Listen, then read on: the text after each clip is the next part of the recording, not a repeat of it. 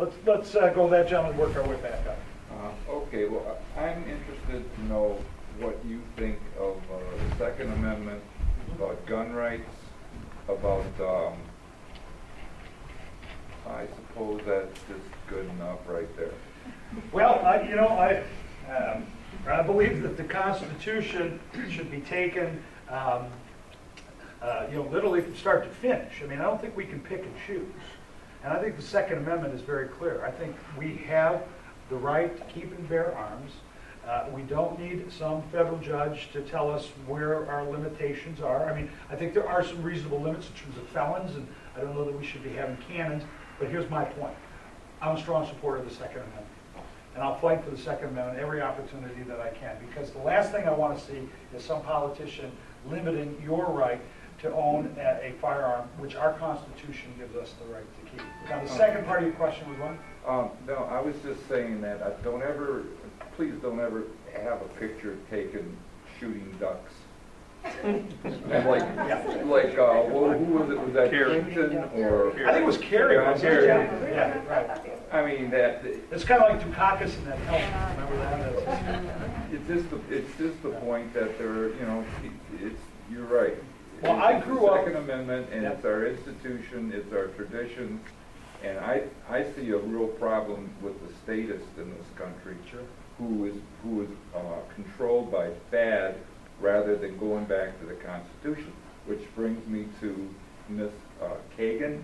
Mm-hmm. What would be your opinion of her? Well, I mean, I see her as nothing more than a rubber stamp for Barack Obama, and I would not have a vote as a member of the House of Representatives on her confirmation, but if I were in the other body, as it's called, and in the U.S. Senate, I would vote no on Elena Kagan. Oh yeah, that wasn't a good question of mine. I'm sorry. But you have a right to know. I mean, I look at, again, the influence. These elections have consequences, and one of the biggest consequences are the appointment of federal judges that Obama's going to have with the big numbers that he's got in the Senate. We're going to be feeling the impact of the Sotomayors and the Kagans for years to come at all these different levels. I'd like to just go back to the Constitution for a minute, because as important to me as the Second Amendment is, and certainly the First Amendment, we've ignored the 10th Amendment. Remember that one, folks? The one that said those powers not specifically delegated to the federal government are reserved for the states? Well, you wouldn't know that by looking at what's happening in Washington. They seem to want to take care of us from cradle to grave. And, they'd like a little appreciation for all the hard work they're doing for all of you. And, if you read the mail that you get from your congressmen and your senators and others. But we need to stop passing laws in Washington that Washington has no business doing. I mean, look at the education. We've gotten too far afield in education at the federal level. Education is really an issue best reserved for the states and the localities.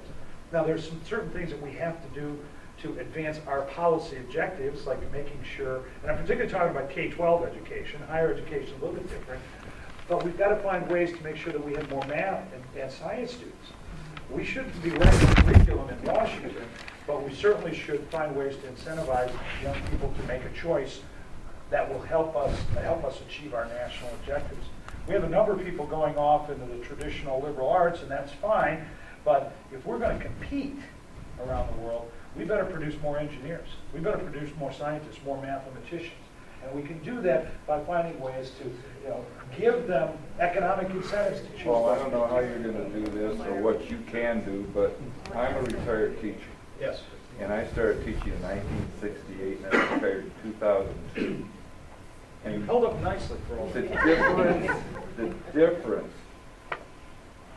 that I see in what's going on in schools right now. I'm convinced that the public schools are a political arm of the progressives. Amen. Yeah. And I think that's where this whole movement has started, that we're suffering from right now. It started right there in the schools. Sure. And I was a conservative teacher, and I was one of the most unhappy puppies you've ever met, because I don't know you did. But if you have sort of that mindset, remember, for many folks, the progressive movement, the movement is itself is the religion, and we're going to find ways to influence minds in the media and in schools and other things, and we're fighting that. The truth is, what can you do? Well, I'm doing it. You know, I'm doing the best I can. I'm getting up here, and I'm going to run for office, and I'm going to work to find other people in Washington, D.C. who get elected this November from, you know, from sea to shining sea, and we're going to provide a new direction to this country. It starts here, and it starts now. If we don't do it, if we simply say, gee, the problem's too big for us, then it's an acceptance of this, and we can't survive that. I mean, I don't know if, think about it. If we aren't successful, if we don't elect a new Congress in November 2010, I guarantee you the day after the election, Nancy Pelosi, probably with Harry Reid, are going to stand up there and they're going to say, look, see, we didn't get beat. In fact, many of our members came back. So the American people must have liked what we've been doing. And so we're going to give them a little more of it. I guarantee you that's exactly what they're going to do. Things like cap and trade that are now sort of riding, you know, or kind of on the edge, they're not sure. That'll be done in a heartbeat. And card check, if you're familiar with that, which is what gives organized labor the power to certify a union on an open ballot, no secret ballot.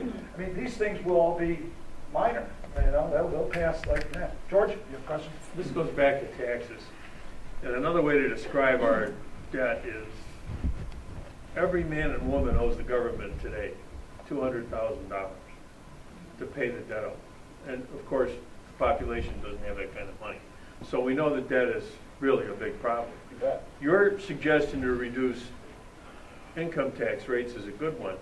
But how do you feel about all of these progressive social legislated deductions for everything from hangnails to what have you? Can we get those out of the tax code? Because if we don't get all the people paying some income tax, we'll never solve this problem. Well, that's a really good question. And my answer is going to be, honestly, I don't think we can under this current tax system. I mean, we have a tax code that is 14,000 pages long. I mean, the Bible's only, what, 700 or something? I mean, you know, so you think about it. This tax system is fatally flawed, but it's the only one we've got. Now, I do think that we should take a long, hard look at the fair tax, which is more of a sales tax type approach. I mean, I'm not saying it's the way to go, but it's something we ought to be debating. The flat tax is something we're talking about. Things like, you know, the VAT tax in and of themselves are fine. But the problem we have today is that they want to keep the income tax and then put the VAT tax on top of it. And that's a disaster, an absolute disaster. But our tax system is really outdated. It doesn't work very well. The compliance costs alone are staggering. And so I think as part of a larger national debate, we've got to talk about what kind of a tax system we want. I don't think one party or the other can change it unilaterally. You know, like we saw with this healthcare thing, when just Democrats get together and say, okay, all America, this is our plan, take it or leave it, or shoving it down your throat, people have real problems. And if we were to do that with the tax system, I think we'd be making a mistake. So I think it's important that we build a bipartisan discussion and legislation as far as the tax code is concerned. I'd be welcome to see some changes and see them pass. So, Sam?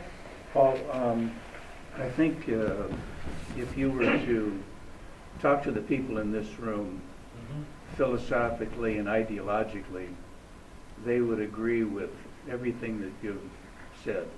And that if you were to take a vote of the people that are here, that is Welday versus Peters, Right. My guess is it would be whatever the number of people is here to 0. My question, though, No, is there's one I know over here. okay, I beg your pardon. My question, though, is you have 2 elections. Yes. You get the primary, and then you get the big one in November. So how is it that we can help you best to get to the next step in November? Right. What can we do between now and next Tuesday to help you get elected? Because I know, and I think a lot of people in this room know, and certainly the conservatives and the Republicans in Oakland County know, that you are the candidate that has